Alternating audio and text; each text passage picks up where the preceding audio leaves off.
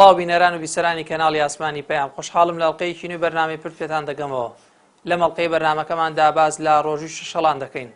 پرسیار ئاڕاستەی میوانەکانم دەکەم و دەپرسم لە دوای مانگی پیرۆزی ڕەمەزان مانگی شەوال دێت. لە مانگەدا ڕۆژووی شەشەڵان هەیە. شەشەڵان بە واتای چی و پاداشت و ئەجرەکەی چۆنە؟ پێویستە شێوازی ئەم ڕۆژووگرتنە لەم مانگەدا چۆن بێت؟ ئایا ڕۆژووی شەوال بەرتەنها سونەت دەکەوێت یاخود بری قەرزیش دەکەوێت؟ وەڵامی ئەم پرسیارانە لە میوانەکانم وەردەگرمەوە.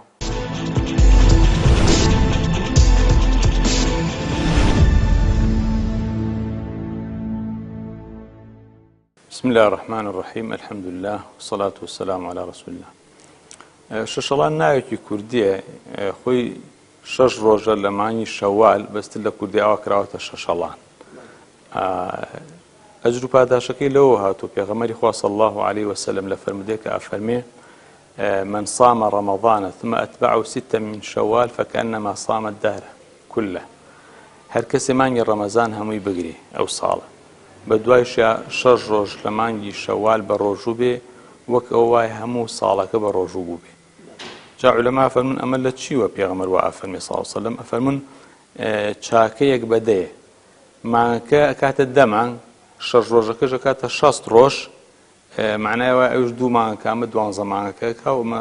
ئەجری ساڵێکە کاکە ئەگەر بڵێن لای خواروی چاکەکە یەک بەدەیە وەک ئەو وایە.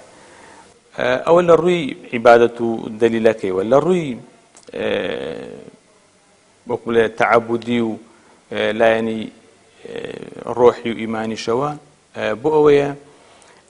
ئەو کەسە کە یەک مانگ لە عیبادەت و خواپەرسی و نزیکبوونەوە لە خوا و دوورکەوتنەوە لە گوناه بووە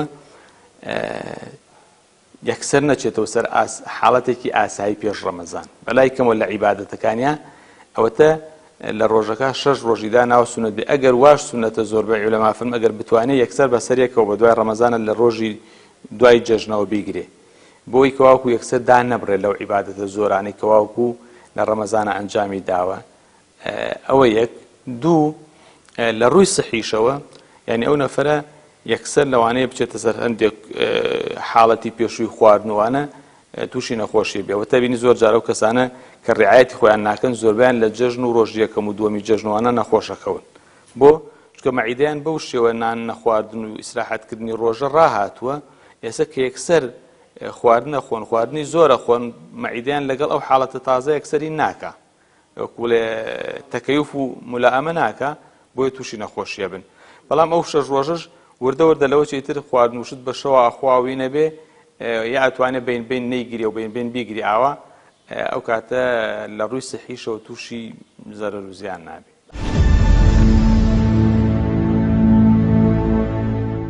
دیارە بەنسبەت ڕۆژووی مانگی شەوالەوە ئەسڵتیایە فرمودەیەکی پێغەمبەری خوایە صلی الله عليه و آله وسلم کە فرمودەیەکی صحیحیشە و بەچەند ڕیوایەتێک و بەچەند عیبارەتێک لە پێغەمبەری ئیسلامەوە صلی الله عليه و آله وسلم گێڕدراوەتەوە کە لە صحیحی مسلمیش هاتووە کە پێغەمبەری خوا صلی الله عليه و آله وسلم فەرمێ من صام رمضان ثم أتبعه 6 من شوال كان كصيام الدهر أو فذاك صيام الدهر. أوي كمان يبيروز رمضان بروجوبة دعاء ولا مانجي شواليشا 6 روش بروجوبة واتبهدو كانوا كاتا 36 روش يعني 35 روش أجر رمضان بلين بيسونو روش بيت. أو بيغمري خوا صلى الله عليه وآله وسلم فرميوك وايك دهر لو دهرا دهر همي بروجوبة جاء الدهر براسي بچەند جۆرێک تفسير کراوەتەوە. دهر واتە تەمەن، هەموو تەمەن. دهر واتە کاتێک قۆناغێکی گەورە هل أتى على الإنسان حين من الدهر لم يكن شيئا مذكورا. أصحترين يعني أويك كما بس بيه وك صالك واي أو صالة، يعني الدهر لزمان عربي معناه صالح دي سنك، فكأنما صام سنة كاملة. بۆچونکە گەرتۆ هەر وەکو هەر حەسەنەیەک بعشری ئەمثالیها یەک بەدەیە ئەگەر 36 ڕۆژ حساب بکەی 36 دەی تقریبا هەر وەکو ساڵەکە ئەکا. يعني وەک وایە کە ئینسان ئەو ساڵە هەمووی بەڕۆژوو بێت. طبعا ئەمە بەڕاستی سەرەتا ئەوە بڵێم ئەمە نیعمەتێکی گەورەی ڕەب العالەمینە، ڕەحمەتێکی گەورەی پەروەردگارەکە عەبدەکانی شتێکی کەم ئەکەن بەڵام پەروەردگار پاداشتێکی زۆریان بۆ ئەنووسێت. يعني ئەم شتانە لە ئەحادیثی پێغەمبەری خوا صلی الله عليه و وسلم زۆر هاتووە. بۆ نمونە پێغەمبەری ئیسلام صلی الله عليه و آله وسلم دایک و باوکمە قوربانی بێ ئەفەرمێ هەر کەسێک نوێژی عیشا بە جەماعەت ئەنجام بدات وەکو ئەو وایە نیوەی شەوەکە نیوەی ئەو شەو نوێژی کرد بێت.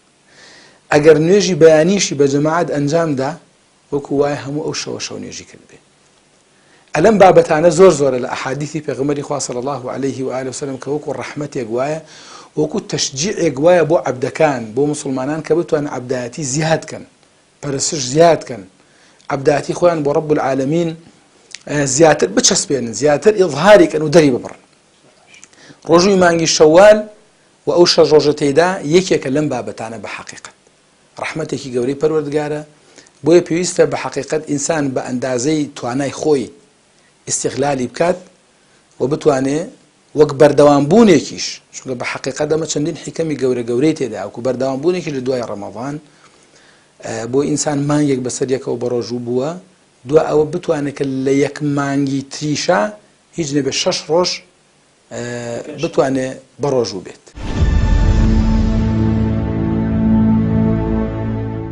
دیارە دوای مانگی ڕەمەزان مانگی شەوال دێ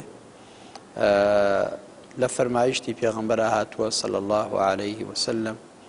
کە باسی لە ڕۆژووبوونی لەم مانگا کردووە 6 ڕۆژ لەم مانگا ئینسان بە ڕۆژوو بێ ئەجر و پاداشتێکی گەورەی هەیە. فەرمایشتەکە ئەبی ئەیوبی ئەنساری ڕیوایەتیەکە ئەفەرمێ من گوێم لە پێغەمبەری خوا بوو فەرمووی وەکو لە صحیحی موسلیمە هاتووە و لە سوننەکانیشە هاتووە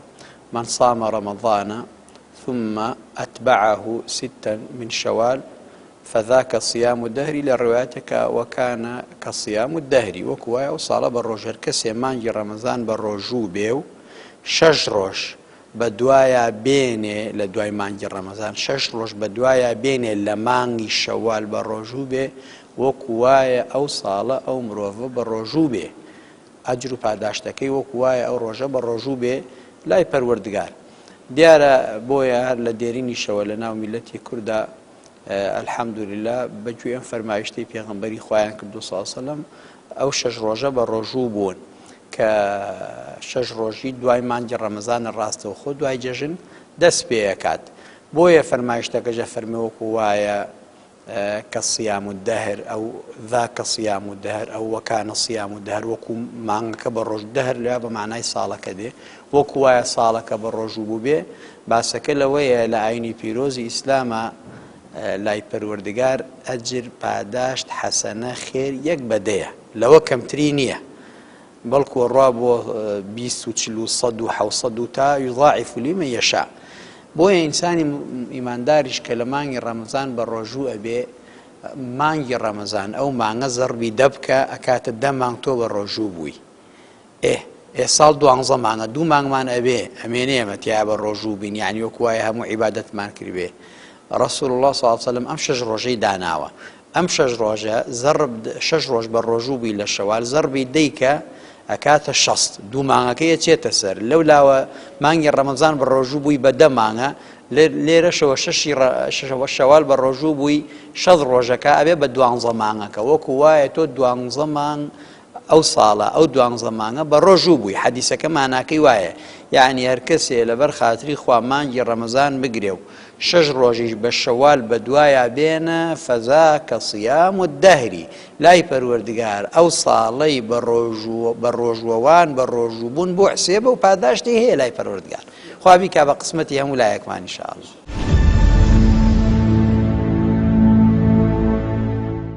الحمد لله والصلاة والسلام على رسول الله وعلى آله وصحبه ومن والاه. سرتا سپاسی خوای گەورە دەکەین لەسەر نیعمەتی ئیسلام و ئیمان لە خوای گەورە داواکارین ڕۆژووی ڕەمەزانی لێ وەرگرتبین لە هەموو لایەکمان و ئیستیقامە و بەردەوامیشمان پێ ببەخشێ ئینشاءالله لە دوای ڕەمەزان چونکە بەڕاستی شێخ الئیسلام ئیبن تەیمیە ڕەحمەتی خوای لەبێ فەرموویەتی یەکێک لە نیشانەکانی قبولبوونی ڕۆژوی ڕەمەزان بەردەوامی لەسەر عیبادەت لە دوای ڕەمەزان. جا یەکێک لەو بەردەوامیانە ڕۆژووی شەشڵانە، ڕۆژووی شەشەکانە یان شەوال، بە عەرەبی پێی دەڵێن شەوال، بە کوردەواری خۆمان پێی دەڵێن شەشەکان یان شەشڵان. ئەمە لەوە هاتووە کە لە فەرمودەی پێغەمبەری خوا صلی الله عليه وسلم کە فەرموویەتی من صام رمضان ثم أتبعه ستا من شوال كان كصيام الدهر. فەرموویەتی هەر کەسێک ڕۆژووی ڕەمەزانی گرت و پاشان شەش ڕۆژی شەش شەوالی بەدوادادا ئەو وەکو ئەوی وایە هەموو ساڵەکە بە ڕۆژوو بێ. ئەوەش بەو معنایی کەوە عادەتەن ئەگە دەڵێ مانگ مەبەست 30 ڕۆژە، هەرچەند ئەم ساڵ 29 بوو، العیبرەة للغالب مانگ 30 ڕۆژە کە تۆ 30 ڕۆژ بە ڕۆژ دەبی زەربی دەی دەکەی دەکاتە 300 بۆ 6 ڕۆژە و 7 ڕۆژ نیە و 5 ڕۆژ نییە، چونکە شەشەکەش کە زەربی دەی دەکەی دەکاتە 6 دەبێتە 360 ڕۆژ. بۆیە پێغەمبەری خوا صلی الله علیه و سلم فەرمووی هەر کەسێک ڕەمەزانی گرت و 6 ڕۆژی شەوالیشی بەدوادادا ئەوە وەکو ئەوە وایە هەموو ساڵەکە بە ڕۆژوو بوو بێت. ئەوەش بەڕاستی مزجێنی و مژدانەیەکی گەورەیە بۆ ئێمە ئیماندار کە حیسابی 1 ساڵت بۆ دەکرێت، کەواتە بە عەمەلێکی کەم ئەجر و پاداشتێکی زۆرمان دەست دەکەوێت.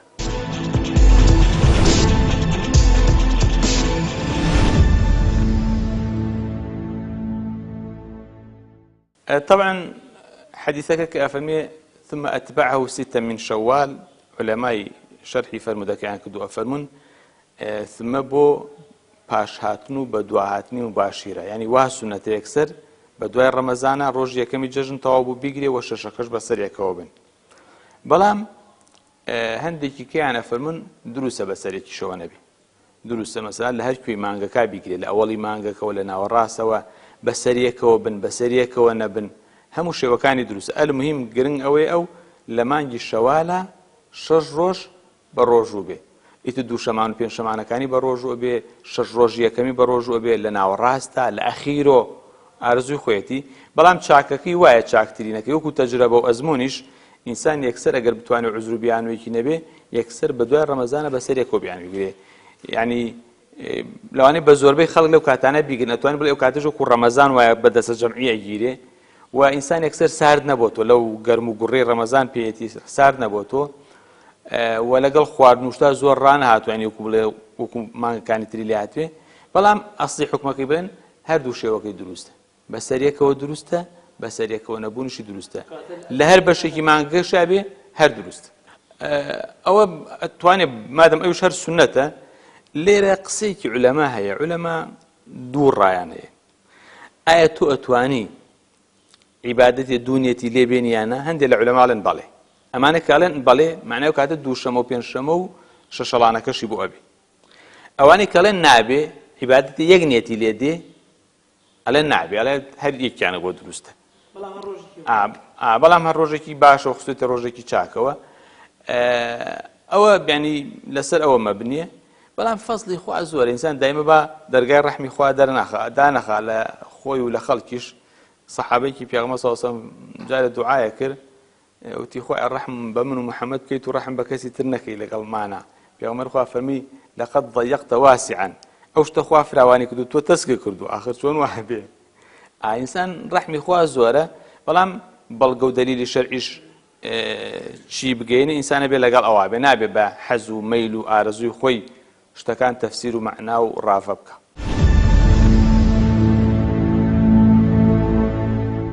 خۆی لە ڕاستیدا ئەمە بابەتێکە هەموو ساڵێک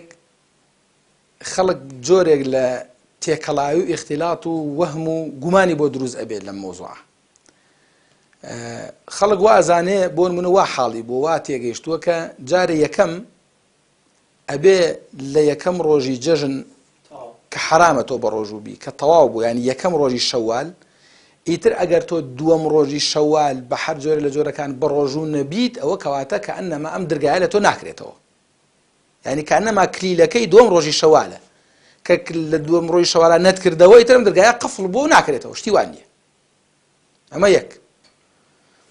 دووەم ئەگەر بەسەر یەکەوە نەیانگری، هەر 6 ڕۆژەکە بەسەر یەکەوە نەگری کە ئەنەما تۆم خێرت بۆ نانووسێ، کە ئەمە بەڕاستی ما ئەنزل الله بها من سلطان، هیچ بەڵگەیەک نییە لەسەر ئەمە، هیچ قسەیەکی پێغەمبەری خوا صلی الله عليه و آله وسلم لە نەسەکە لە حەدیثەکە شتی وای تێدا نییە، بەڵکو پێشەوانەکەی تێدایە. پێچەوانەکەی تێدا چونکە پێغەمبەری خوا صلی الله عليه و آله وسلم فەرمێ ثم أتبعه ستا من شوال ستا من شوال لە شەوال لە مانگی شەوال نافەرمێ متتابع متتالی وانە لەبەرەوە اینجا قسەی زانایانی ئیسلامیش قاطبەتەن بەگشتی شتیوام زۆر گەڕاون بە دوای شتیوام تاکو ێستا نەبینەوە فتوای عالمێکی معتەبەر کە ئەم قسانەی کرد بێت ئەگەر هەش بێ بەڵگێ هیچ بەڵگەیەکی لەسەر نییە لەبەر ئەوە بە کورتی لە مانگی پیرۆزی شەوالە لە هەموو مانگی شەوالە تۆ بە هەر جۆرێک لە جۆرەکان بە هەر جۆر لە جۆرەکان بەسەریەکەوە ئەیگری دوو ڕۆژەگری ڕۆژێ بە ڕۆژوو نابی دوو شەم و پێنج شەمانەکانی ئەگری بە هەر جۆر لە جۆرەکان تۆ ئەگەر بتوانی 6 ڕۆژ لە مانگی پیرۆزی ڕەمەزان لە شەوالە بە ڕۆژووبی بۆ تۆ دروستە بە هەر جۆرێک هەمان ئەجر و پاداشتیشی هەیە حتا ئەگەر کەسێک بۆ نمونە فریانەکەوتە شەشەکەی بگرێ پێنجی گرت چواری گرت بۆ نمونە ئەو بەڵگەنی لەسەرەوە کە هیچ ئەجری بۆ نانووسرێت پەروەردگار خاوەنی فەزڵە رب العالمین خاوەنی ڕەحمەتە يعني لا يكلف الله نفسا إلا وسعها پیغمبر صلى الله عليه وآله وسلم فرمي إذا أمرتكم بأمر فأتوا منه ما استطعتم من فرمان بيكردن بشتي أو إنديك أتوانن أما بس ما يقدر نيتواني بونمونا قدري خواهي قولوا أبو تشواري قرتوا دو أو نيتواني پێنج و شەش بگرێ نەخۆش کەوت یا مۆزەیەک سەفەرێک شتێکی بواتە بێ نەیتوانی پەروەردگار ئینشاڵڵا ئەجر و پاداشتی ئەو 4 ڕۆژەی بەزایع نادا بە ئەکید.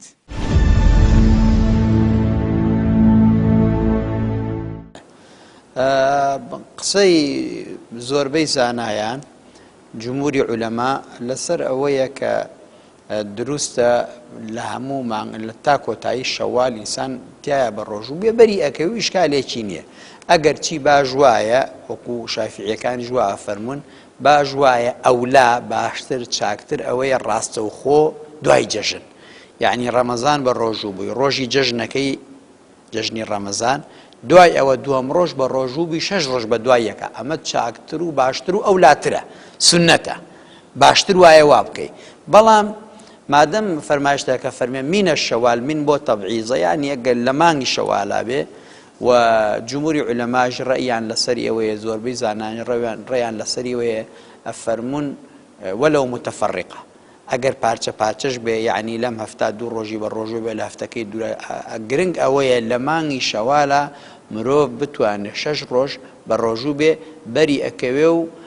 هیچ ئیشکالێکی نابێ ئینشاءالله تعالى وەکو عەرزم کردی بەڵام باشتر وایە ئینسان 6 ڕۆژەکە بەسەر یەکەوە لە دوای جەژنەوە بە ڕۆژوو بێ ئەگەر کەسێ بۆی نەکرا بۆی نەئەگونجا سیحەتی باش نەبوو یا لەبەر هەر هۆ بەهانەیەکی تر هیچ ئیشکالێکی نییە گرنگ ئەوەیە لە مانگی شەوالە 6 ڕۆژ بە ڕۆژوو بێ ئینشاءالله ئەجر و پاداشتێکی گەورەی هەیە بە 2 مانگ بۆی دەنووسێت ئەجرەکەی باشترە و بەریشی ئەکەوێت چونکە عولەمایان فەرموون ئەگەر دووشت وەکو یەک بوون یعنی مەرتەبەیان هەردووکیان سونەتن بەر یەکەکەوێ بۆ نمونە کابرا دێ بۆ مزگەوت با بڵێین مەسەلەن نوێژی نیوەڕۆیە بانگ نیوەڕۆی داوە بە تەمایە دوورکار نوێژی سونەتی نیوەڕۆ بکات دەستنوێژیشی گرتو ئێتە مزگەوتەوە یعنی لەوێ بۆ نمونە سونەتی تەحیەت المەسجیدمان هەیە دوورکار نوێژی دیاری مزگەوت بکە و دوورکار نوێژی سونەتی پێش نیوەڕۆژ کاوە خەریکە بەتر بە قامەتکەن و فریان ناکەوێت کە هاتە ژوورەوە نیەتی هێنا بری هەردووکیەکەوێ هەم بری تەحیەت المەسجیدەکەی یەکەوێ هەم بری پێش نیوەڕۆکە دوورکار نوێژ سونەتی پێش نیوەڕۆکەش یەکەوێ ئەمەش بیزە بدوایە دووشەممەیە سونەتە ئینسان بە ڕۆژوو بێ لە دڵیا هەم نیەتی سونەتی دووشەمەکەشی هەیە یا پێنجشەمەکەشی هەیە کە سونەتە بە ڕۆژوو بێ هەم نیەتی شەشەڵانەکەشی هەیە بەری هەردووکی یەکەوێ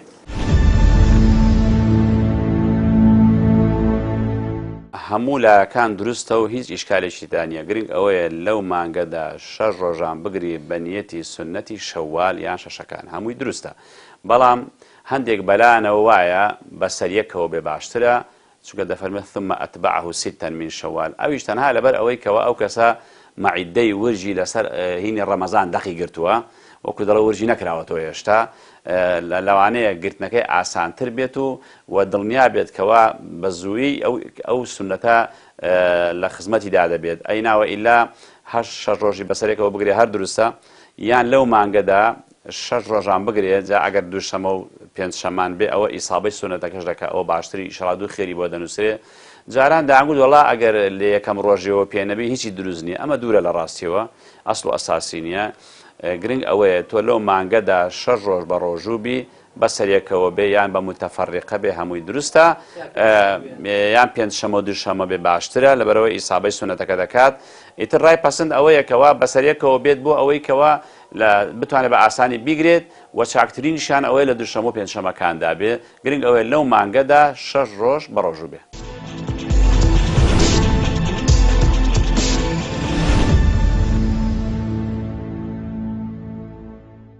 بەڵێ ئەوەیە بڵێن ئەوەی لێ بکەین ئەم پرسیارە زۆرەکرێت لە مامۆسایان ئایا ئەگەر کەسێک ڕۆژووی ڕەمەزان هی ئەم ساڵایە ساڵانی تر قەرزارە و ئێستا شەشەڵان شاتوتە پێشەوە هەردووکیان ناتوانێت بکات لە شەشەڵانە مەسەلا لەو مانگی شەوالە بڵێن کابرا مانگێک ڕۆژوو قەرزارە یا 20 ڕۆژ قەرزارە بۆی ناکرێت هەردووکیان بکات ئایا ئەتوانێت دووشت یەکیان پرسیارەکەی جەنابەت ئایا بەنێت هەردووکیانی بۆ کری ئەوە لە پرسیاری پێشوە جواب ماوە یعنی وتم عولەما دوو قسەیان هەیە جاری ئەمەیان هەر قورستریش ئەمە فەرزێک و سونەتێکیشی خزۆ دەپاڵەیەک عولەما لە نابی ئەمەیان خلافی تیانێک کە نابی یعنی تۆ ناتوانی شتێک نێتی سونەت و فەرزیشی لێبێنی ئەوە نابێ ئەوە یەک نابێت دوو بەشێکی تری ئایا ئەو کەسێک کە ڕۆژوی مانگی ڕەمەزان قەرزارە بۆی هەیە ڕۆژوی سونەتی شەوال بگرێ یان هەرێ بێ ڕۆژوە قەرزەکە بگرێتەوە زۆرتر عولەما لەسەر ئەوە بێ قەرزەکە بگرێتەوە چونکە حەدیسەکە فەرمێ من صامە ڕەمەضانە هەر کەسێ مانگی ڕۆژوی ڕەمەزان بگرێ ئەنجا شەوال بگرێ وەجرەیە یعنی بێ ڕەمەزانی گرت بێ دەی کە ڕەمەزانی تەواو نەکردووە بێ تەواوی کە دوای ڕەمەزانیش بێ ئەمە ڕئی زۆربیان واڵن بەڵام بەشێکیان وەڵێن نەخێر ڕەحمی خوا فراوە نەقەیچێکە ڕەمەزان ماوەکەی لە درێژایی ساڵە هەموویان وەختی گرتنەوەی دروستە تا ئاگەیتەوە ڕەمەزانێکی کە بەڵام ئەم شەوالە هەر ئەم مانگەیە لەبەرەوە قەیچێکە با بڵێن کابرا مەجالی ئەتوانێت ڕۆژ و سونەتەکە بگرێ دواتر ڕەمەزانەکە بگرێتەوە یعنی توانێت شەشەڵانەکە بگرێ پێشە دواتر ئەگەر مەجای بوو لە شەوالە یا لە دوای شەوالە ڕەمەزانەکە بگرێتەوە المهم ینی بۆی هەیە ڕەمەزانەکە نەگرێتەوە لەسەر ڕەئی کەمێک لە عولەما شەشەڵانەکە بگرێت بەڵام لای زۆر بەیان نەخێر هەرە بێ ڕەمەزانەکە بگرێت چونکە ڕەمەزان فەرضە شەوال شەشەڵانەکە سونەتە نابێ فەرز وازێبێنی بۆ سنەت بەڵام قسەی ئەوانی کەش وەجیهە ئەلەن ئەم فەرزە مەجای گرتنەوەکەی هەموو ساڵە بەڵام ئەم سونەتە مەجالەکەی هەرە مانگەیە لەبەرەوە ئەو مەجالەکەی تەسکە ئەتوانێت لەم مانگا بۆ خۆی ڕۆژە سونەتەکە بگرێت دواتریش فەرزەکە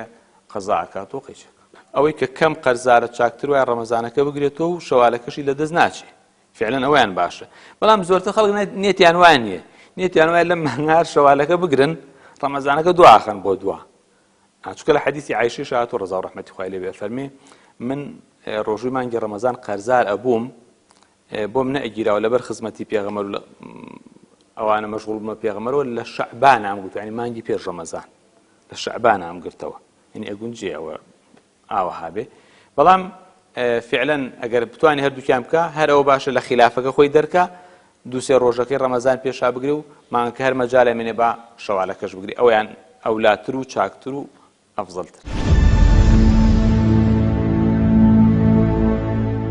ئەمەش خۆی بابەتێکە بەڕاستی زۆر پرسیاری لێکرێت بەتابەتە ئەو ئافرەتانەی کە بەهۆی حەیضەوە عادەی شەرعیە و بە ڕۆژوونەمون لە ڕەمەضان یان بەهۆی حەملەوە یان بەهۆی شیردانەوە یان هەر بە هەر جۆرە لە جۆرەکان چەند ڕۆژێکیان خواردۆ لە مانگی پیرۆزی ڕەمەزان ئێستا ئەڵێ من شەوالەکە ئەگرم ئایا سونەتەکەشم بۆ ئەنووسرێ و فەرزەکەشم بۆ ئەنووسرێ ئەم بابەتە بە حەقەت هەر لە کۆنەوە زانایانی ئیسلام باسییان کردووە نەک هەر لە بابەتی شەوال کە ئایا فەرزی لەسەر بێ و سنەتە کاردوویان ئەمە هەر بابەتێکی فیقیە ئایا تۆ لە کاتێکە ئەتوانی دوو عیبادەت یەک نیەتی بۆ بێنی ئەمە بابەتەکەیە خۆی بۆ نمونە تۆ دەستنوێژ ئەگری ئەوە دەستنوێژت کرد باشە سنەتی دەستنوێژ هەیە لەو کاتا زوحایە کاتی چێشتن گاوە ئەمە سنەتی زوحاشی هاتە پاڵ هەر لەو کاتا ئەچیتە مزگەوت تەحیەت المەسجیدیشی هاتە پاڵ وانە هەر لەو کاتا بۆ نمونە گوناهێکت کردو ئەتەوێ سەڵات و تەوبە بکەی بۆ نمونە هەر لەو کاتا شتێکی تریش ێتە پێشەوە ئایا ئەتوانی بە یەک دەستنوێژ و لە یەک کاتا و هەم سنەتی دەستنوێژی نێت لێ بێنوێ هەم زوحا و هەم تەحیەت المەسجید و ئەمە بابەتێکی فقهیە لە کۆنەوە زانایانی ئیسلام اختلافیان تێدا هەیە اختلافیان تیا هەیە دوو بەشە بەشێکیان ئەڵێ بەڵێ ئەتوانی بەشێکیان ئەڵێ ناتوانی بەشێکیان ئەڵێ ئەگەڵ هەردووکیان سنەت بن ئەتوانی بەس فەرزێک و سنەتێک پێکەوە ناتوانانی. ئێستا بۆ نمونە کابرا یەکێک ڕۆژووی فەرزی لەسرە لە مانگی پیرۆزی ڕەمەزانە چەند ڕۆژێکی شکاندووە، شەوالیش سنەتە، ئایا فەرزێک و سنەتێک پێکەوە ئەتوانێت کۆ بکاتەوە؟ یان کەسێک بۆ نمونە ئەوێ لە شەوالە دووشەمە و پێنجشەمان بە ڕۆژوو بێ، دووشەمە و پێنجشەمان یان سێنزە و چواردە و پانزەی مانگ بڵێن بە ڕۆژوو بێ، دووشەمە و پێنجشەمە، ئایا نیەتی دووشەمە و پێنجشەمەکەش بێ نیەتی شەوالەکەش بێن؟ ئەوەی کە سنەت بێ هیچ ئیشکالێکی تێدانێت. سنەتەکان دووشەمە بە ڕۆژوو بێ، دووشەمەکەشی بۆ نووسرێ بە تاکید، شەوالەکەشی بۆ نووسێ، شەشەڵانەکەشی بۆ نووسێ. بەس فەرزێک و سنەتێک ئەوە بەڕاستی ئەرجەح لە بینی قول عولەما ئەوەیە کە نابێت بری قەرز ناکەوێت بە حەقیقەت. لەبەرەوە من وەسیەتم وایە شەوالەکە ئەڕوات، شەوالەکە یەک مانگە، بەڵام قەرزەکە حتا تەمەنی تۆ ما بێتۆ دەتوانێت ئەو قەرزەیە بدەیتەوە. بەڵام شەوالەکە کە ڕۆی تر تۆ لە مانگی دوای شەوال حەزەکەی هەموو مانگەکەش هەموو بە ڕۆژوو بە ئەجر پاداشی شەوالی نییە. لەبەرەوە پێم باشە موسڵمانان ئەوەی کە ئەتوانێت بە ڕۆژوو بێ و نیەتی هێناوە شەوالەکە بگرێت، ڕۆژووی فەرزەکەی کە قەرزارە بیخاتە کاتەکانی ترەوە، توانی بخاتە کاتی پاییزەوە، کاتی زستانەوە کە ڕۆژوو گرتن تیا هەم ڕۆژگار کورتە، هەم ئینسان زۆر ماندوو نابێت تێدا، ئەتوانێت قەرزەکانیش بداتەوە. عرضم کردی بۆ بری سنت دەکەوێت بەس بری فەرز ناکەوێت. بەو معنایە کەسێک ڕۆژوو قەرزارە، ڕۆژوو مانگی ڕەمەزان یا کەفارەتی لەسەر یا نەزری کردووە بە ڕۆژوو بێ بۆ باشە، ئەمە کۆمەڵێ ڕۆژوو قەرزارە با بڵێن، ئەبێ قەرزەکان باتەوە. ئەمانە فەرزن، چونکە فەرزن لەسەری، سنەتیش بەر فەرز ناکەوێت، سنەت شوێنی خۆیەتی و فەرزی شوێنی خۆیەتی. بۆیە ئەگەر کەسێک قەرزار بوو ئەبێ نیەتی قەرزەکە بێنێ. ئەمە ڕای جمهوری عولەمای، ئەگەرچی هەندێک قەول هەیە وەکو سویتی لە کتێبی ئەشباه و نەظائرە هێناوێتی و فقه الئیسلامی و ئەدیلەت و ئەویش نەقڵی کردووە، قەولێکی ابن حەجەریان هێناوە کە ئەفەرمێ ئینسان ئەگەر فەرز قەرزار بوو ڕۆژوو ئەتوانێت لە بری بەر شەشەڵان کە و بەر شەشەڵانەکە شەکەوێ و نیەتی فەرزەکەینە بەر شەشەڵانەکە شەکەوێ. ئەمە قەولێکی ابن حەجەرە نقلیان کردووە. بەڵام جمهوری عولەما لەسەر ئەوەن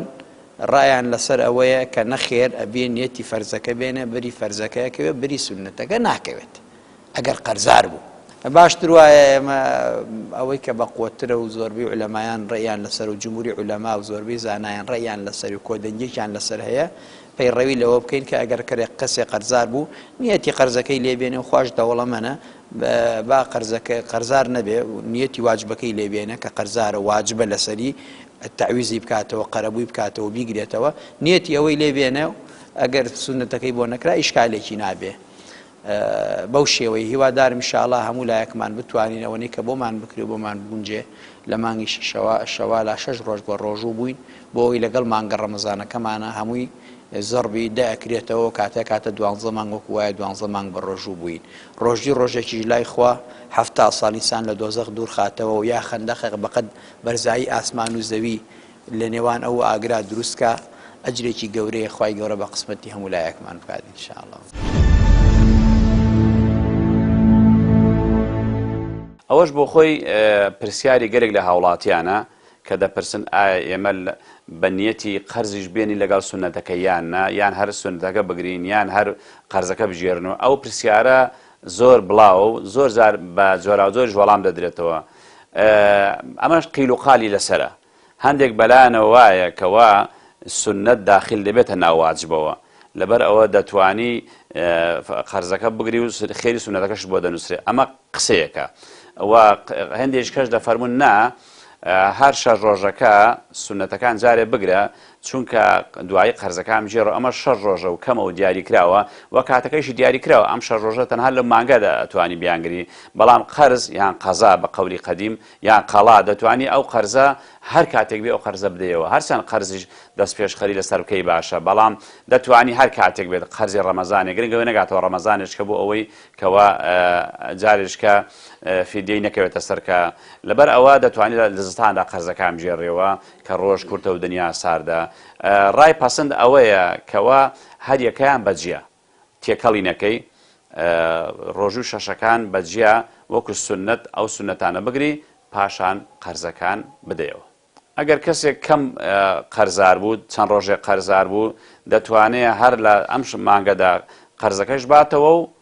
شەشەکانیش بگرێت زۆر ئاساییە و هەردوو لای واریدە و جائیزە دەتوانێت شەش ڕۆژەکە بەجیا بە سونەتەکان بگرێ دوایی 5 ڕۆژ قەرزارەی ڕەمەزان ئەویش بە قەزا بکاتەوە ئەوە ئەگەر کەم بێ قەرزەکە مەجای هەمووی تێدا هەیە و هەردوو لای دروستە والله ئەعلەم ئەوەش ئاسانکاریە